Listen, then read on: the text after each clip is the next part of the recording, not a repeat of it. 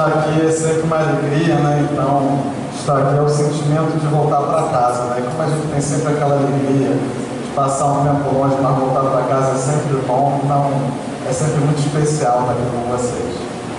Bem, o tema sugerido nessa noite foi determinismo. E a gente pega umas frases assim, do Evangelho que ajudam a gente a refletir sobre isso, né?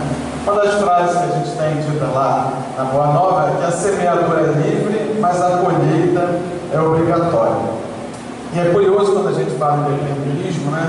A gente fala em programação espiritual, em reencarnação, que a gente tem uma programação para voltar e acertar. Alguns falam em karma, vamos falar um pouquinho, né, sobre a palavra karma. Mas às vezes, mesmo para aqueles que já são espíritas há algum tempo, isso entra em conflito com alguns outros conceitos, por exemplo, com a questão do livre-arbítrio.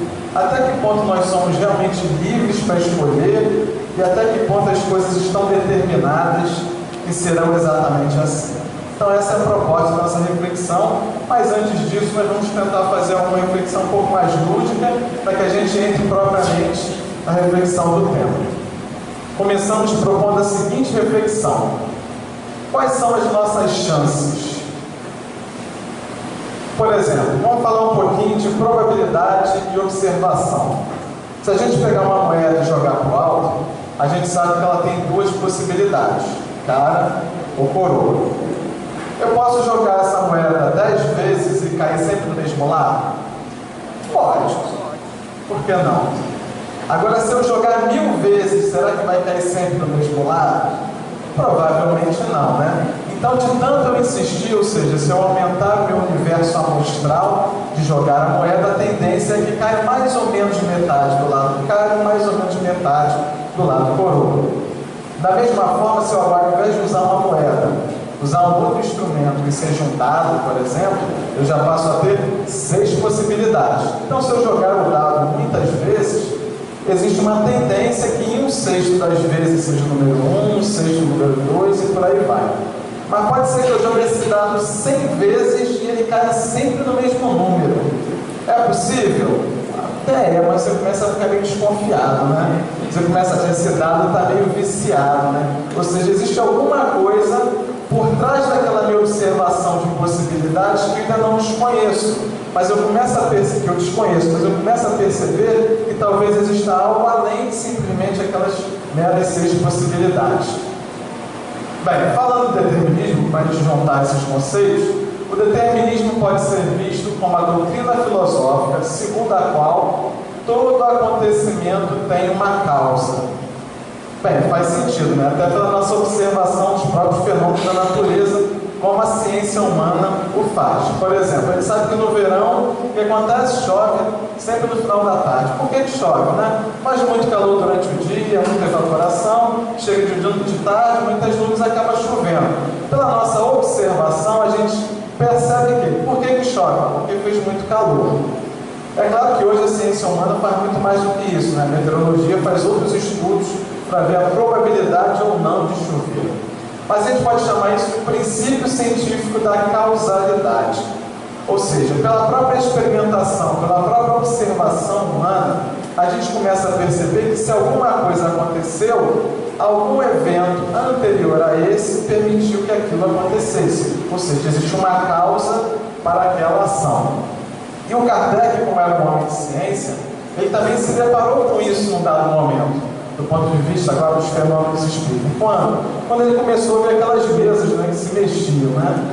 E ele começava a ver o seguinte: a mesa, se for um, dê uma pancada, se mexe uma vez, se for dois, mexa 2 vezes, se for sim, tal, se for não, tal. E a mesa parecia responder. E ele começou a chegar à seguinte conclusão: a mesa não tem nervos, não tem cérebro, não tem sistema nervoso, mas se existe um efeito inteligente por trás daquilo, tem que haver uma causa inteligente também. Então ele dizia que todo efeito inteligente provém de uma causa inteligente. Ou seja, todo fenômeno que acontece tem uma razão de ser, e fenômenos que vão partir de uma ação deliberada de alguém vai ter consequências deliberadas para esse mesmo alguém. Com aprofundar na doutrina espírita, a gente começa a falar agora um pouquinho da lei de causa e efeito, né? A gente fala isso também um pouquinho do ponto de vista da física, mas fala também isso do ponto de vista da doutrina espírita. Como assim? Às vezes eu não consigo encontrar a causa. E quando eu não acho a causa, né? Você fala muito aí da programação espiritual e tudo mais, mas eu começo a olhar para a minha vida e eu não consigo achar o porquê que certas coisas acontecem. É claro que se a gente for refletir bastante, a maioria das explicações do que nos acontece está na presente vida, né? Mas tem certas situações que a gente não consegue perceber nem quando a gente volta até o berço. Então a gente começa a chegar a uma outra conclusão, que pode ser que fenômenos que aconteceram antes de eu estar presente, encarnado aqui na Terra, devem ter ocorrido para que culminasse na situação pela qual eu passo agora. E aí a gente vem com tal conceito bastante falado na casa espírita, que é o conceito da reencarnação. Porém, a gente precisa ter em mente o seguinte, com relação à proporcionalidade dos fatos e dos efeitos, das causas e dos efeitos, em relação a essa reencarnação, né? Porque senão a gente fica com alguns rótulos, alguns dogmas, mesmo sendo espírita, né? Por exemplo, o dogma do determinismo. As coisas são assim porque aconteceu de tal jeito e agora vai ter que ser desse jeito. Ao mesmo tempo, quando a gente fala em reencarnação, a gente pega às vezes e fala assim: uma pessoa matou 1000 pessoas na encarnação passada. Aí a gente então deduz o seguinte, alguns, né? Então essa pessoa vai ter que ser assassinada 1000 encarnações depois disso para poder zerar aquela conta. Será que é assim? Será que é para isso, reencarnação? Eu confesso para vocês que quando eu comecei a descobrir doutrina espírita, eu fiquei com esse nó na minha cabeça, tá? Ou seja, é uma dúvida que é comum para quem está começando na doutrina espírita. Mas vamos ver o seguinte, a gente começa a perceber que a reencarnação é um processo de reparação. Então o importante não é a ação em si, mas sim os valores que aquele espírito tem que culminam em fazer determinada ação. Então o objetivo principal de voltar na próxima é que eu possa me arrepender do que fazia e chegar à conclusão de que a vida deve ser vivida de maneira diferente. É claro que quando a gente tem esse despertamento, vamos chamar assim, o espírito ele se arrepende tanto do que fez que, além de fazer diferente, ele pede oportunidades para reencontrar a quem fez o mal para fazer o bem. Mas isso é uma temática para uma outra oportunidade. O principal é a gente perceber que, ainda que eu não encontre um efeito na presente encarnação, a gente pode ter esse efeito provindo da outra encarnação. Bem, mas aí a gente começa a pensar o seguinte, tá bom, para que haja liberdade, o ser humano precisa conhecer as opções possíveis, né? Por mais que eu tenha esses conceitos de doutrina espírita, eu às vezes não sei quais são essas opções. E essas opções, dependendo do momento em que cada espírito se encontra, elas podem estar um pouco mais ou um pouco menos limitadas. Dando o exemplo daquilo que a gente falou antes, né? Se eu tinha uma moeda, eu tinha 2 opções. Se eu tinha um dado, eu tinha 6 opções. Então, quanto mais eu consigo perceber as opções que a vida oferece, mais claro começa a ficar esse conceito. Ou seja, não tem que ser exatamente daquele jeito, mas pode ser daquele jeito. Mas pode ser de tal outro? Pode. Não pode? Como pode? Então, para que haja essa liberdade, eu preciso conhecer essas opções. Ou seja, para que eu tenha pleno uso do meu livre-arbítrio, eu preciso ter uma noção mais exata daquilo que eu sou capaz de fazer e, naturalmente, experimentar aquilo que me seja possível. Então, o livre-arbítrio permite que o homem seja um ser moral. Isso é importante porque exatamente estar nesse estágio evolutivo nos permite a opção de poder escolher. Numa outra oportunidade aqui, eu falei para vocês, por exemplo, do meu cachorro, né? Vou voltar no meu cachorro aqui de novo, né? O meu cachorro, ele acha que ele tem opções, né? Será que ele acha? Acho que ninguém consegue pensar nas opções dele, né? Ele fica o dia inteiro me esperando chegar em casa lá, né? Quando eu abro a porta de casa, ele já está abanando o rabo lá, porque a opção dele é ir para a rua.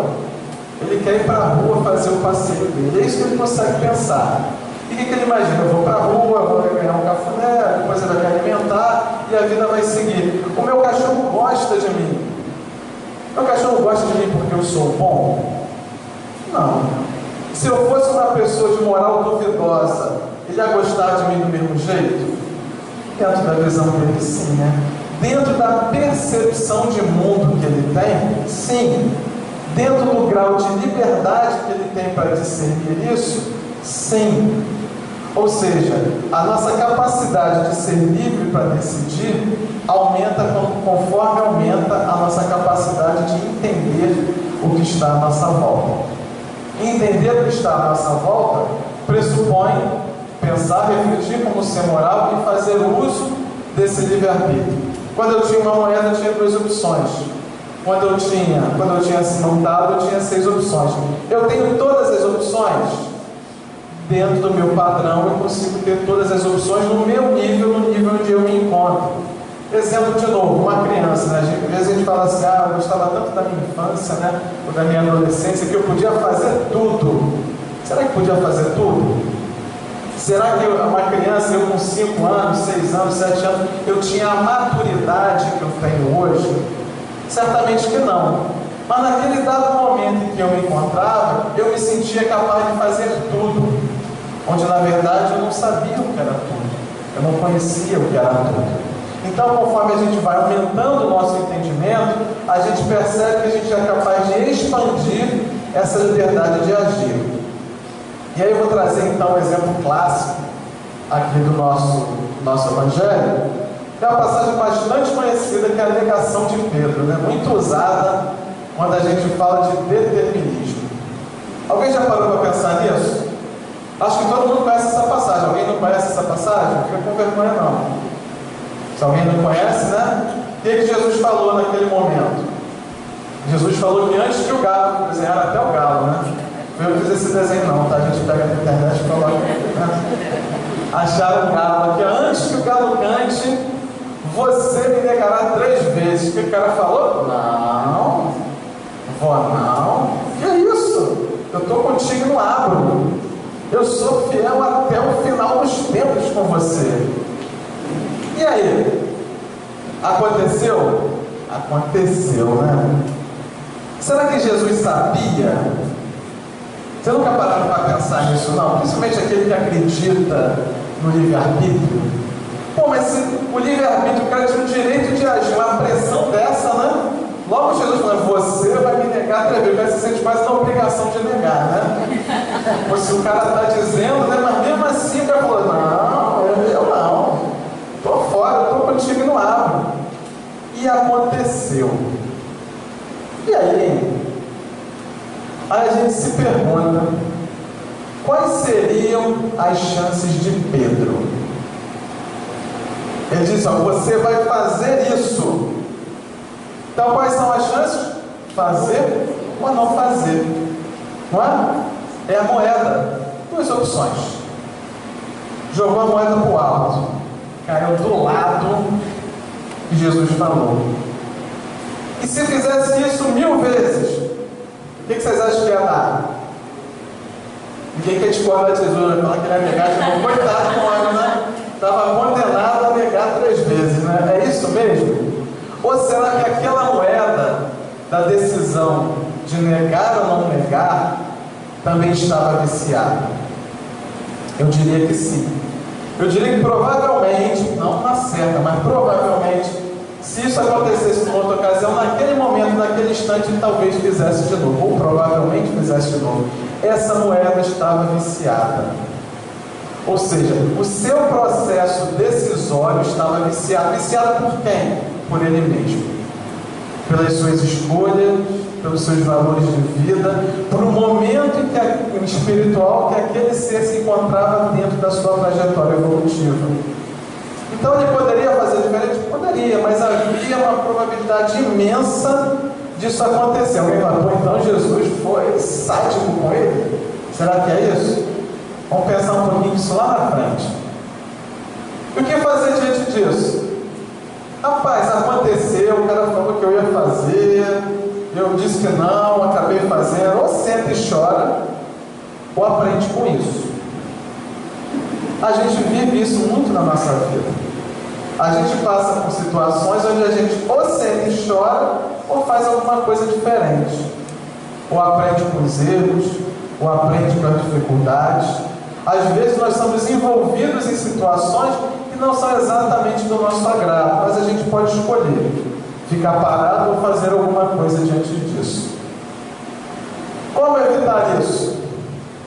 Primeiro, tentar me perceber. É muito fácil chegar e falar, não vou fazer isso não, até que eu me deparo com aquela situação. Porque então a gente precisa se deparar com as situações para a gente convencer o outro. Ele está tentando convencer Jesus, né? Que ia fazer, que não ia fazer.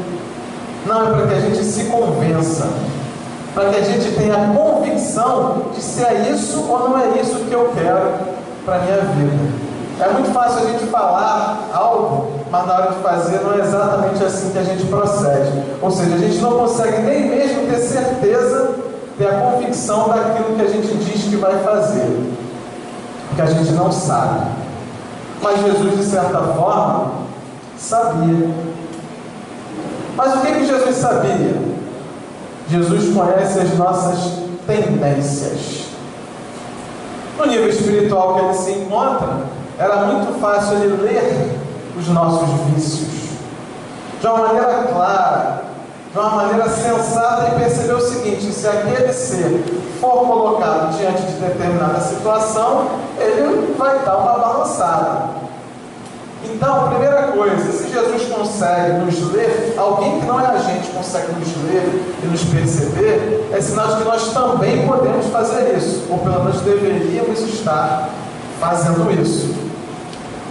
Tá, mas aí alguém fala assim, mas aí então Jesus, deixou o caminho sabendo que o cara podia cair, deixou o cara passar por essa situação. Na verdade, o objetivo maior é a gente aprender mesmo diante da adversidade. Ou seja, nós estamos num mundo onde a adversidade faz parte. Jesus falava outras coisas, falava: meu reino não é deste mundo, aqui haverá pranto e ranger de dentes. Todo mundo sabe essa história, Então, como é que a gente vai esperar que a nossa vida seja sempre um mar de rosas? Não será. Agora, a questão é: que aprendizado eu tiro das situações adversas? Então, passar pela situação adversa, propriamente dito, não é simplesmente dizer eu falhei, eu fraquejei. O objetivo não é você vencer ou não vencer aquela situação da vida material. O objetivo principal é que você amadureça diante das experiências que você vive. Essa é a principal ideia. E isso também aconteceu com o próprio Pedro. Hoje nós podemos dizer, a Igreja Católica principalmente diz que o Pedro é o pai da Igreja. Ele pegou aquele momento de adversidade e transformou aquilo num movimento de mudança para ele mesmo. Foi um dos grandes propagadores das ideias de Jesus depois da crucificação. Era isso que Jesus esperava, que os apóstolos seguissem multiplicando aquela mensagem. Então, no final das contas deu certo. O planejamento nosso é de longo prazo. O mais importante não é se você faz A ou se você faz B, mas como você se sente diante de escolher A ou B. O como você se sente depois que aquilo passou e que aprendizado você tirou. Então a gente podia dizer que depois isso já nem importa mais. Exemplo seguinte, Pega os espíritos evoluídos que a gente fala sempre, que eles estão em esferas espirituais, será que eles não erram? Hoje eu diria que a gente diz que não, mas será que eles não erraram? Provavelmente sim. Isso importa? Será que o espírito de luz, como a gente costuma dizer, está preocupado com o que ele fez há 50 encarnações para trás, que lá atrás ele fez isso, aquilo? Essas coisas não fazem mais sentido, essas coisas ficam para trás. Ficam para trás porque o que perdura é aquilo que realmente importa, que é a forma como você vê a vida, é a forma como você vive a sua vida. Mas aí alguém diz assim, mas essas coisas são determinadas, não são determinadas? E aí, inevitavelmente, a gente acaba falando daquele tal conceito do karma. Quando se fala em reencarnação, não só a doutrina espírita, mas outras religiões reencarnacionistas falam muito do conceito do karma. Tinha que ser desse jeito.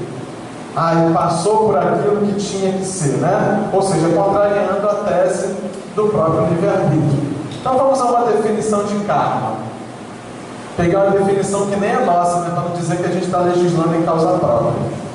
Karma é uma palavra em sânscrito que significa simplesmente ação. Para o hindu, a reação já faz parte da própria ação. As coisas são uma só. Não há, portanto, contexto de pecado, punição ou recompensa. A gente às vezes se preocupa com isso, né? Com a visão do pecado, do erro. Ah, mas se eu errar? Se errar, faz certo na próxima. O problema não está em errar, o problema é ter que insistir no erro. O problema é ter que passar de novo pela mesma situação porque você não tirou o proveito da ocasião anterior. Então, outra palavra associada ao karma, né? Quem pensa nessas coisas, é o termo fatalidade. Fatalidade é o destino que não se pode evitar. Ah, não, mas se você tem livre-arbítrio, tudo pode, né? Então não existe fatalidade. Será que não? Para algumas coisas tem. Vamos pegar um exemplo, né? Você reencarnou, né? Você voltou no corpo de carne, saiu da barriga da sua mãe, só aí já tem uma fatalidade para você. Você vai desencarnar um dia. Alguém duvida? Quem aí levanta a mão acha que não vai desencarnar um dia? Pelo menos um, né? É um fato, a gente vai desencarnar, a gente vai sair do corpo de carne. Mas então essa fatalidade desde o momento em que eu fui colocado num processo de reencarnação, esse é um fato que vai acontecer. E é normal, porque se a gente diz que nós somos um espírito imortal, essa não é a verdadeira vida, se isso é transitório, isso tem que passar. Então é fatal desde que eu reencarnei. Desde que eu reencarnei, é fatal que eu vou desencarnar. Do mesmo ponto de vista, se a gente entende que a vida espiritual é a verdadeira vida, eu depois de desencarnado, não vou morrer, porque o que morre é o corpo, o que tinha que morrer já morreu. Então a gente tem um outro conceito de dizer o seguinte: existe uma outra fatalidade. Você foi criado para seguir daqui através dos tempos, aprendendo com as suas próprias escolhas, vivendo aquilo que você faz ser necessário. Alguém fala assim: ah, se eu não me lembro, eu não acredito nesse negócio aí, tá? Mas se eu não me lembro, eu não posso ser culpado por nada. Então eu não posso vir nessa vida aqui, tem que ficar pagando o negócio da outra que eu nem me lembro. Não faz sentido. E quando a gente começa a se aprofundar nos conceitos da doutrina espírita, a gente começa a perceber o seguinte: que nós somos hoje o somatório de tudo aquilo que nós vivemos no passado. Eu falei em outra palestra que nós estamos na nossa melhor versão, né? Se a gente acredita que a versão que a doutrina espírita é evolucionista, essa aqui é a sua melhor versão. Então, olhar para trás pode ser um problema, né? Se isso aqui, com todas as dificuldades, é a nossa melhor versão, imagina para trás. Mas, ou seja, independente do que eu lembro, do que eu esqueço, eu lembro, tudo aquilo que eu fiz, decidi de certo, decidi de errado, culmina naquilo que eu sou hoje. Acumula naquilo que eu sou hoje. Então a gente poderia dizer o seguinte: tá bom, tudo aquilo que eu escolhi tem a ver com aquilo que eu sou hoje. Tá, mas e aí? E daí que quando você reencarna, você pode estar num lugar diferente, com pessoas diferentes, em épocas diferentes, numa cultura diferente, mas vão surgir as mesmas sensações, os mesmos sentimentos do seu passado não resolvido. Porque o tempo passou, mas você continuou do mesmo jeito. Então é exatamente para não perdurar sendo do mesmo jeito que a gente precisa tentar de novo, e tentar de maneira diferente. Então existe um determinismo em ser do mesmo jeito? Não necessariamente. É o uso que faço do meu processo de escolha, da minha capacidade de escolher. Mas, de novo, a minha capacidade de escolher vai estar diretamente associada a essa reflexão que eu faço a respeito da vida. Ou se eu passo pela vida sem pensar nesse tipo de coisa. Tá, mas e aí? Tá bom. Então é um processo de reajuste, mas um reajuste com quem, né? Você falou que você matou 1000 vezes e precisa morrer 1000 vezes, então é um reajuste com quem? É um reajuste com a sua própria consciência. É você se libertando do homem velho que ainda existe dentro de você, independente de reencarnação, onde você morou, quem você foi, se você foi um rei, se você foi um plebeu, isso não importa. O que importa é o seguinte: que tipo de escolha eu trouxe desde o meu passado até o momento presente. Então esse meu processo de reajuste sou eu comigo mesmo. E olhando um pouquinho para essa imagem aqui, né, a gente começa a perceber o seguinte: o cara está aqui, né, no momento presente, mas existe um momento futuro, onde o lápis está apontando. Ou seja, o meu futuro está sendo delineado para que isso aconteça. É verdade? E aí? Ó, que dúvida cruel, né? É verdade. Assim, caramba, mas então eu vou parar aqui. Isso aqui é o exercício da lei de causa e efeito. Se eu continuar agindo do mesmo jeito, fatalmente, olha a fatalidade, né? Fatalmente eu estou escolhendo chegar a esse ponto. É possível não chegar a esse ponto? É, mas assim, ó, muda a direção. Esse lápis vai apontar para onde? Para lá. Então, essa fatalidade, ou seja, essa consequência que tende a acontecer para mim, passa a ser outra no futuro, quando eu, no momento presente, passo a pensar de maneira diferente, passo a agir de maneira diferente. Então é possível, mas teremos essa consequência. Não está necessariamente determinado. Está determinado que vai ser conforme a escolha que eu faço. Mas e aí? Caramba, agora já foi, né?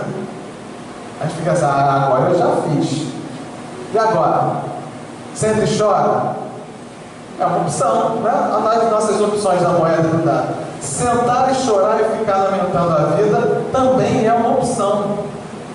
Também você pode escolher essa opção. Digo que não é a melhor opção, né? Mas também é uma opção. Então, a outra opção é aprender com os erros. Ou seja, primeiro a gente precisa reconhecer que errou.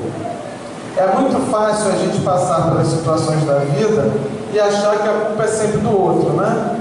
Essa coisa aconteceu porque o outro não me entende, porque ninguém me compreende. Eu fiz certo, mas o outro fez errado, ele veio e me atrapalhou. Mas se eu começo a perceber que as situações que foram programadas, não determinadas, mas programadas para eu aqui estar, são para exercitar algum tipo de oportunidade. Que oportunidade? Eu posso ficar na oportunidade pensando no peso do passado, ou perceber que não é o peso do passado, é a chance de, independente do passado, de lembrar do passado, de perceber o seguinte: não, eu estou passando por uma situação que me é constrangedora, não é isso que eu queria para mim, deve ter algum aprendizado. Existe sim uma consequência de algo que eu pensei ou fiz no passado, que por causa das escolhas que fiz, que ainda sou eu, culmino na presente situação. Mas e aí? Vou fazer diferente? Vou continuar do mesmo jeito? Uma outra opção é fazer um novo começo, né? Senão a gente vai ficar no círculo vicioso. É um círculo vicioso, inclusive reencarnatório. A gente vem, tenta de novo, vem, tenta de novo. Aí tem o problema do espírito que resolve deixar para a próxima, né? Ah, não, já que eu sou reencarnacionista, deixa para a próxima. Isso aqui eu resolvo, esse está fácil e na próxima eu vou tentar fazer diferente. Cara, a melhor oportunidade é essa aqui. Porque imagina quantas outras oportunidades você já não deve ter tido para lidar com aquela situação. E você vai deixar para a próxima para tentar de novo. De novo vai ser você lá na frente com você mesmo. Independente do tempo, do lugar, das pessoas, vai continuar sendo você. Então é o fato de você empurrar para frente, vai fazer a sua vida ser diferente, a sua vida ser melhor. Então o melhor momento para a gente romper um ciclo vicioso é exatamente o presente. Por isso que o presente já é um presente para cada um de nós, né? Então, tentando fazer diferente, né? Tentando evitar aquele efeito em cadeia, né? A gente sempre pensa no exemplo do dominó também, né? Aquela reação em cadeia, a partir de uma ação que foi feita em um determinado ponto, é aquilo se propagando um pouco mais para frente. Bem, vamos lá então. Eu preciso ter a aceitação de que as oportunidades são necessárias. Ah, então você está se subjulgando? Não, eu estou parando para pensar, cara. Se eu acredito que Deus é bom, que Deus é justo, isso tudo que fala em qualquer outra religião, qual a necessidade de eu estar passando por isso? Se eu realmente acredito em Deus de alguma forma, seja sendo espírita, seja tendo outra religião, se Deus não é sádico, isso tem que ter um propósito, isso tem que ter uma razão de ser. E de certa forma, isso é uma oportunidade, um exercício de amor. Como é que Deus, numa situação de amor, está oferecendo uma situação que não me agrada? Será que a gente já pensa dessa forma? Eu tenho que tentar entender onde é que está o lado bom daquilo que eu só vejo um lado ruim, né? Então eu vou fazer a parte que me cabe. Desse processo de culpar o outro, de dizer que é o outro, cara, faz parte a gente voltar a encontrar as pessoas. Faz parte encontrar pessoas que também têm dificuldades morais parecidas com as minhas. Que quando eu não consigo enxergar as minhas falhas morais, aparece no meu caminho outra pessoa que tem as mesmas falhas morais que eu. E eu falo, pô, mas aquele cara é um mala. Aí eu olho para ele, mas parece que eu estou me olhando no espelho, né? Será que eu, por consequência, eu também não sou um mala? Ou seja, a gente não conseguir, a partir do seu próprio autoconhecimento, do conhecimento de si mesmo, de vivenciar as próprias experiências, é preciso surgir uma outra situação, porque você ainda não entendeu na chance anterior. E aí o que a espiritualidade faz? Vamos lá, vamos tentar de novo, né? Não deu certo daquele jeito, plano A, B, C, D, vamos gastar o alfabeto, né? Precisa gastar o alfabeto? Provavelmente não, né? Aí trazendo outros conceitos que a gente fala, né, em doutrina espírita, isso aqui é uma coisa que assusta os espíritas, né? Pergunta 459, né? Alguns certamente já lembram, né? Os espíritos, o Kardec pergunta aos espíritos: os espíritos influenciam na nossa vida? Aí os espíritos respondem: muito mais do que vocês supõem. E muitas das vezes são eles que vos dirigem. Você fala, ferrou. Estou ferrado. Ou seja, você já arranjou alguém para botar a culpa é deles. A culpa não é minha. A culpa é do meu obsessor. Mas aí a gente não para perceber que o processo obsessivo pode acontecer por algumas causas também. Vamos lembrar das causas. Ou eu fiz alguma besteira no passado para esse CI estar me cobrando até hoje, eu preciso mudar, né? Ou essa pessoa tem os mesmos valores, os mesmos prazeres que eu tenho. Então a gente se afiniza com aquele tipo de ideia. E às vezes, por faltar o nosso autoconhecimento, de olhar para dentro de si e pensar, rapaz, mas eu gosto disso aqui ainda. Se a gente não conseguir perceber isso dentro da gente, a gente não vai romper com esse processo. E para romper com esse processo, eu preciso entender o seguinte: não quem está me obsidiando, mas o que me leva a sentir isso, sempre que eu passo por essa circunstância. O que me leva a ter vontade de agir daquele jeito. E olha, não adianta botar sempre a culpa no obsessor não, tá? Às vezes não tem obsessor nenhum, às vezes é só você. Então vai que é tua, né? E resolve. Outro ponto interessante, né? É que na pergunta 909, já na parte lá das leis morais, Kardec pergunta, né? Se é dado ao ser, né? Se é dado ao ser humano a capacidade, se ele é capaz, diante de todas as circunstâncias, ele é capaz de superar o mal. E aí os espíritos respondem de maneira bastante curiosa. Eles simplesmente falam sim. E muitas das vezes com um esforço muito menor do que você imagina. Falta é vontade. Aí pegou no calo, né? Alguém vai ter vontade por mim? Não. Eu tenho que ter vontade. Eu tenho que ter vontade de viver de maneira diferente. Eu tenho que ter vontade que algo dentro de mim aconteça para que as coisas mudem. E não ficar sentado, chorando, reclamando, achando que alguma coisa vai cair do céu e as coisas vão acontecer naturalmente. Então a gente se envolve nesses conflitos, nesses problemas do dia a dia e não percebe. Não percebemos o que acontece à nossa volta. Tem a ver com um aprendizado que a gente possa tirar ou algo que a gente deva evitar para não se deixar influenciar no dia a dia. Pô, mas dá um exemplo então, né? Vamos pegar um exemplo. Curiosa essa imagem, né? Isso aqui deu trabalho para achar, né? Também não foi eu que fiz não, né? Eu chamei isso aqui de condicionamento de mídia. Será que a gente se deixa influenciar? Pô, o próprio Kardec lá descobriu, né, que até os desencarnados nos influenciam. Se aqueles que a gente não percebe já nos influenciam, imagina aqueles que a gente percebe, né? E aí a gente começa a perceber, ver as coisas no jornal, na televisão, hoje agora na internet, né, nas redes sociais, a gente fica escandalizado com o mundo, né, como ele está andando, situações acontecem, e a gente fala assim, o mundo só piora, né? Você bota lá na telejornal, né, parece que depois no final vai pingar sangue na televisão, né? Aí você fica escandalizado, o mundo só piora.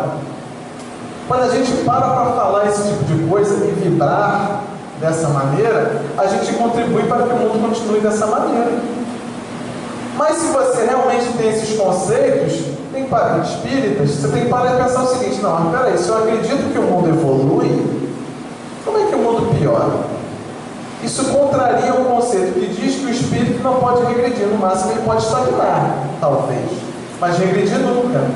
Mas por que eu acho que piora? Porque muito provavelmente eu só consigo olhar com os olhos da matéria.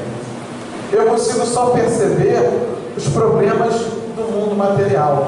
Eu continuo envolvido com a vida da matéria sem me permitir pensar no espírito imortal que sou. A gente não deve ignorar, a gente tem que buscar soluções. Mas o mundo já foi pior do que isso, por incrível que pareça, né? Se você pensar que pouco mais de 100 anos atrás, a gente achava normal escravizar um outro ser humano porque ele tinha um tom da pele diferente do nosso. E era normal. Hoje a gente acha isso um absurdo. As mulheres, até algumas décadas atrás, não podiam votar. Hoje as mulheres votam. Naquela época achava-se normal. Hoje se parece um absurdo. Na nossa cultura aqui brasileira, isso é um absurdo. Em outras culturas que nós vemos na televisão, para eles aquilo ainda é normal também. Perceba também que apesar de tudo isso que acontece, esse banho de sangue que a gente vê nos telejornais, a humanidade está andando sim para frente, ainda que a passos muito lentos. Mas aí eu posso acreditar que o mundo piora e eu sempre choro, ou eu posso fazer alguma coisa que esteja ao meu alcance para que esse mundo seja efetivamente melhor. Outro problema do condicionamento de mídia é quando a gente fala assim, eu preciso comprar isso, né? A gente mergulhado, né? Aí a gente fala o seguinte, saiu um carro novo lá, eu vou trocar meu carro por um carro Mega Ultra Power, né? Cheios de acessórios, completão de fábrica. Aí eu entro no carro, né? Estou feliz e contente, passa um ano, aquela montadora lança outro carro, melhor que o meu, com mais acessórios do que eu tinha. O que vai acontecer comigo? Vou ficar feliz? Não, né? Eu vou ficar frustrado.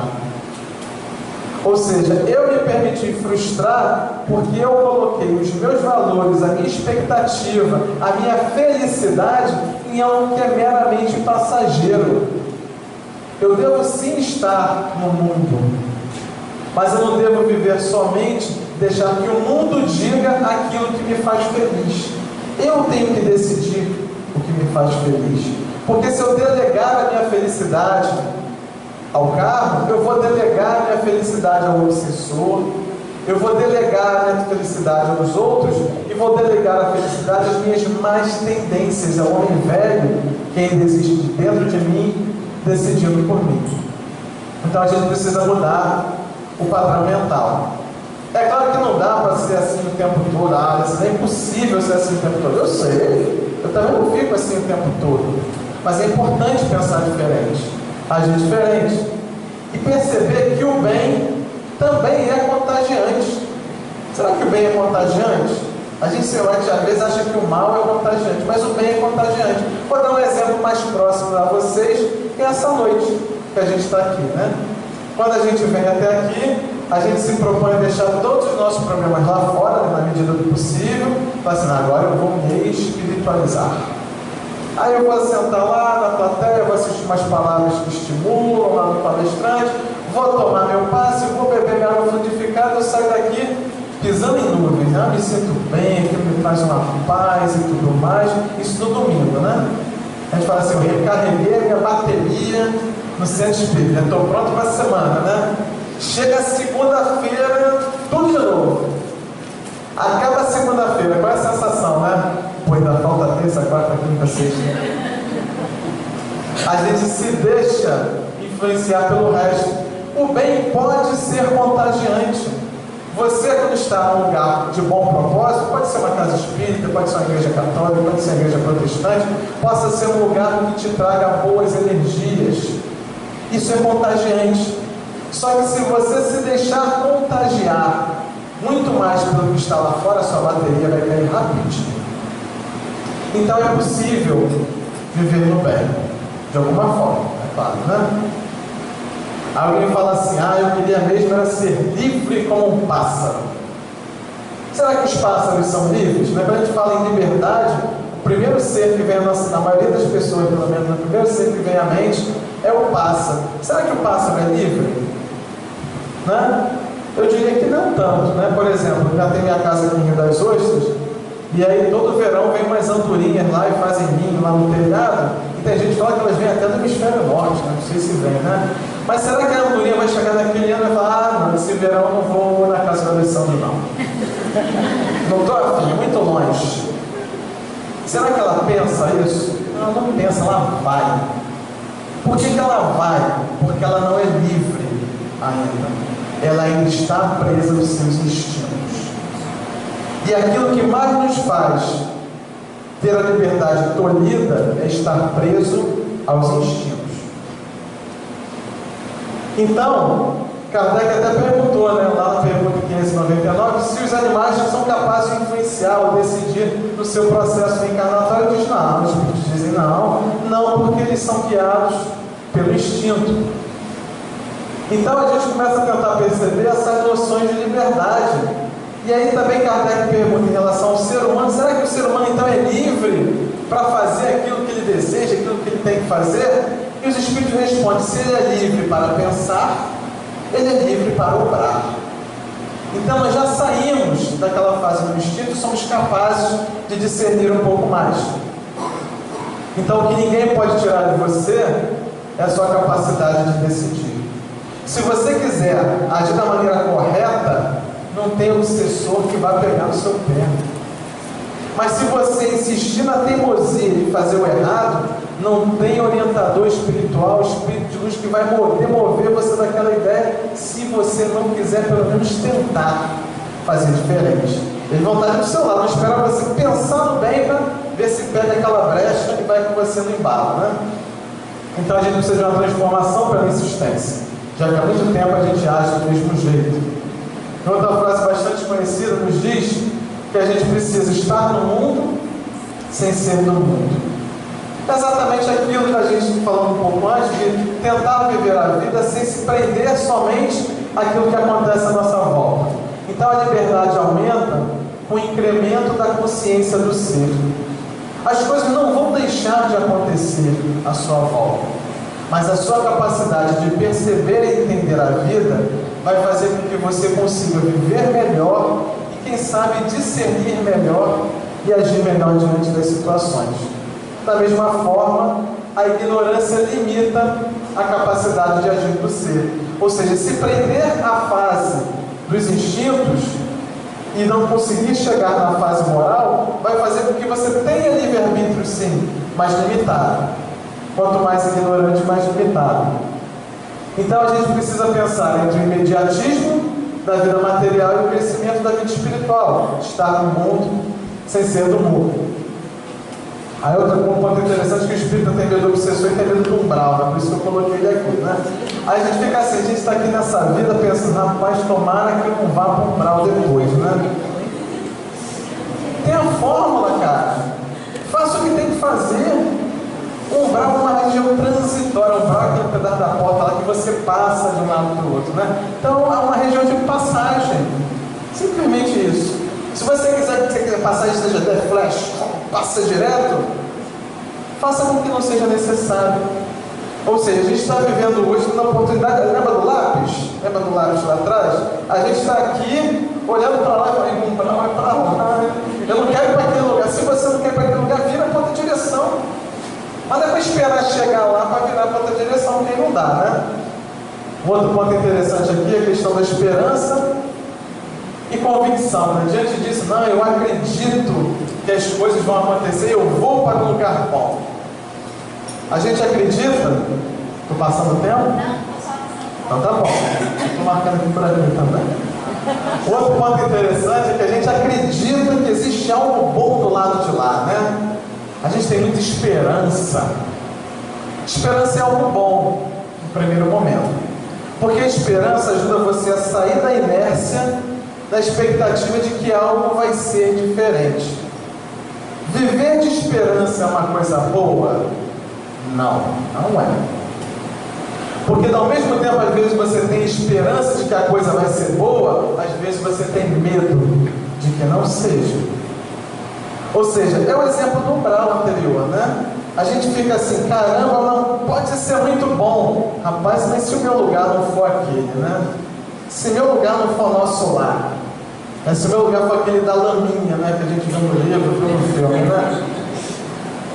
Ou seja, a gente, ao invés de ter a convicção daquilo que precisa ser feito, a gente fica sofrendo por antecedência e não fazendo nada. Então a gente precisa ter aquela fé raciocinada. Não, eu sei que precisa ser feito, eu vou ter fidelidade a esse conceito para que não seja necessário eu passar por aquela situação. Porque isso sim vai ser uma fatalidade. Qual é a fatalidade? A consequência daquilo que eu faço. Então a fatalidade ela é neutra. Ela não é nem boa nem ruim, é só a consequência. Então se você fizer coisas boas, fatalidade boa. Se não fizer, complica, né? Somente a vivência amadurece, como aquilo que dissemos. Somente a experiência do presente vai te propiciar um futuro diferente, né?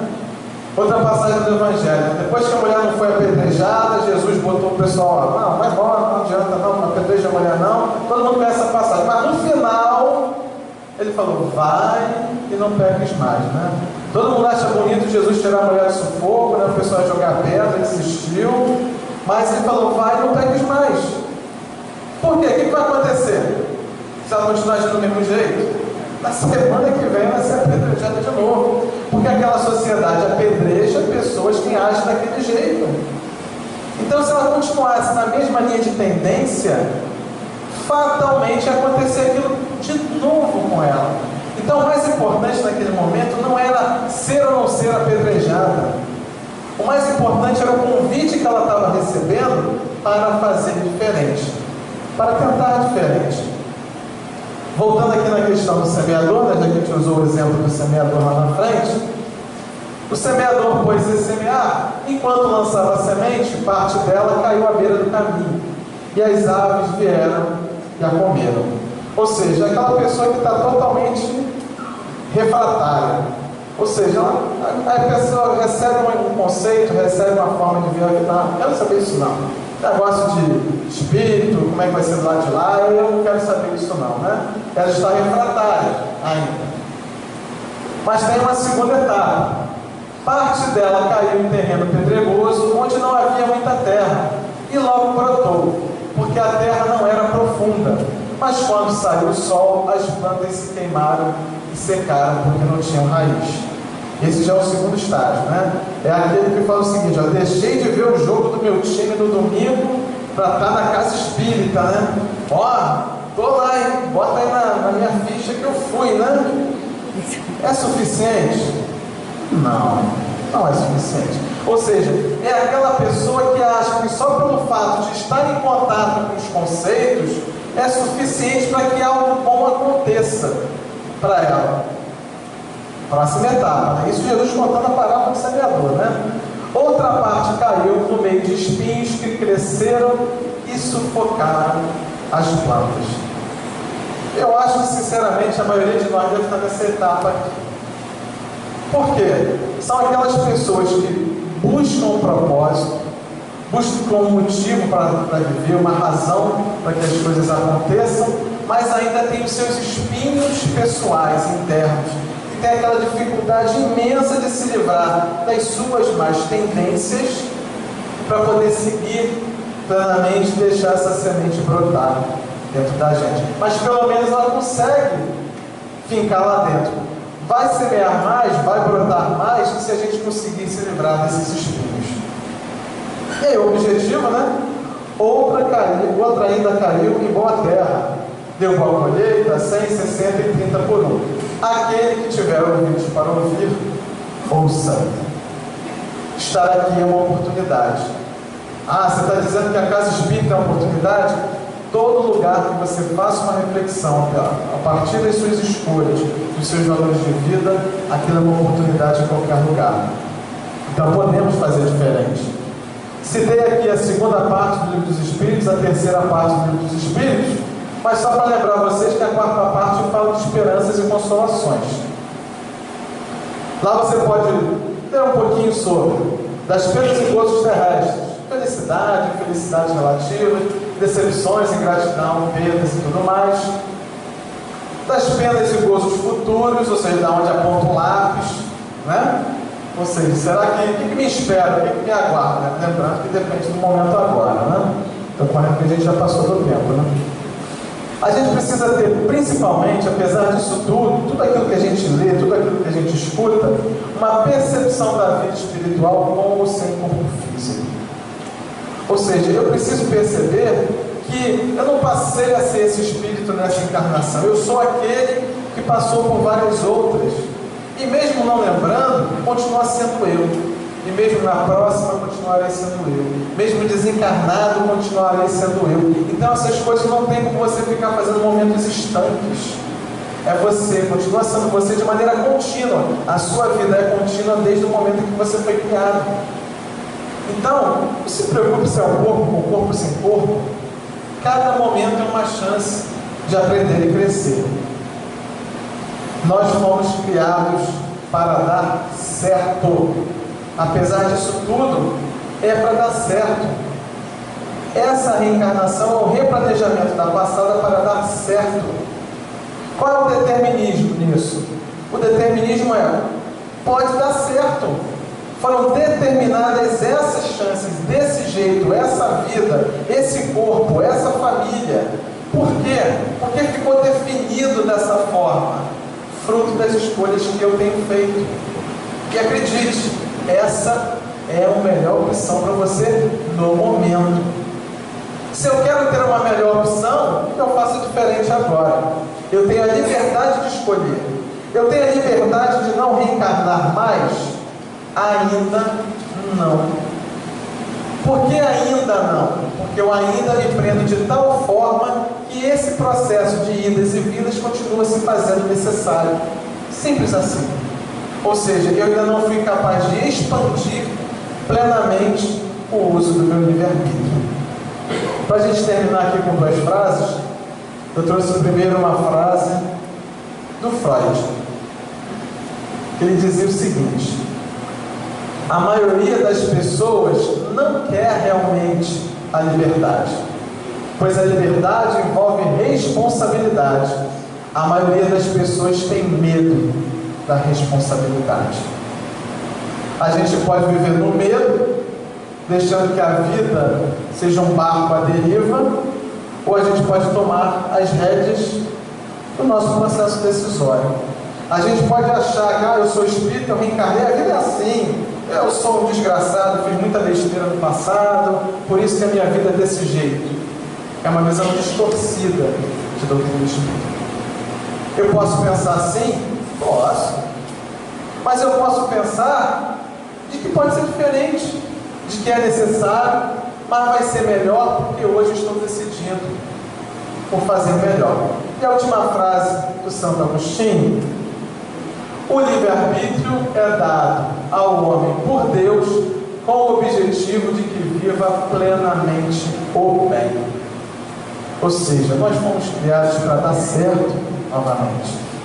Está determinado, sim, que eu vou ter que crescer a partir das minhas próprias escolhas. E o tempo está determinado que isso vai acontecer? Não. Quem é que está controlando o cronômetro? Sou eu? É você? Não tem ninguém controlando o cronômetro para a gente atingir essa tal felicidade. Essa tal felicidade, mas eu consigo conceber felicidade, eu entendo felicidade do meu jeito, né? Na minha limitação de ver a vida. Certamente felicidade ainda vai ser algo muito melhor daquilo que eu sou sequer capaz de imaginar, quando eu me permitir. Então está determinado que é possível. Tudo me é possível. Lembrando lá a frase, Paulo, tudo me é lícito, mas nem tudo me convém. Convém a gente pegar esses conceitos e fazer alguma coisa. Então que vocês possam recarregar a bateria na casa espírita, né? Que ela possa durar pela terça, pela quarta, pela quinta, né? Que a gente possa não só manter a nossa bateria carregada, mas oferecer um pouco da nossa energia para aqueles que precisam, ok? Muito obrigado, uma boa noite a todos.